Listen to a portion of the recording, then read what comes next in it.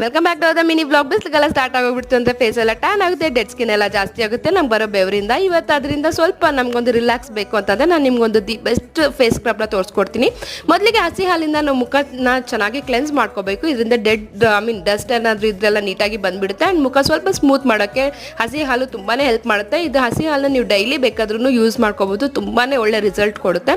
So ಇದೆಲ್ಲ ಚೆನ್ನಾಗಿ massage ಮಾಡ್ಕೊಂಡ್ಮೇಲೆ ನಮ್ಗೆ ಹಸಿ ಹಾಲು ಉಳಿದಿರುತ್ತೆ ಅಲ್ವಾ, ಅದೇ ಹಸಿ ಹಾಲ್ಗೆ 1 ಸ್ಪೂನಷ್ಟು ಇಲ್ಲಿ ನಾನು ರಾಗಿ ಹಿಟ್ಟನ್ನ ಯೂಸ್ ಮಾಡ್ಕೊತಾ ಇದ್ದೀನಿ.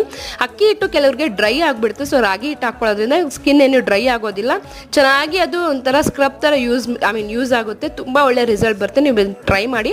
ವೀಕ್ಲಿ ಒನ್ಸ್ ಈ ಥರ ಸ್ಕ್ರಬ್ ಮಾಡ್ಕೊಂಡ್ಬಿಟ್ರೆ ಸಾಕು, ನಮಗೆ ಸ್ಕಿನ್ ತುಂಬ ಹೆಲ್ದಿಯಾಗಿ ತುಂಬ ಗ್ಲೋಯಿಂಗ್ ಆಗಿ ತುಂಬಾ ಚೆನ್ನಾಗಿ. ಸ್ಕ್ರಬ್ ಎಲ್ಲ ಆದಮೇಲೆ ಒಂದು 10 ನಿಮಿಷ ಆಗೇನೇ ಇರೋ ಅವಶ್ಯಕತೆ ಇಲ್ಲ, ತಣ್ಣೀರಲ್ಲಿ ನೀಟಾಗಿ ವಾಶ್ ಮಾಡ್ಕೊಂಡ್ಬಿಟ್ರೆ ಸಾಕು, ಸ್ಕಿನ್ ತುಂಬಾ ಹೆಲ್ದಿಯಾಗಿ ತುಂಬ ಚೆನ್ನಾಗಿರುತ್ತೆ.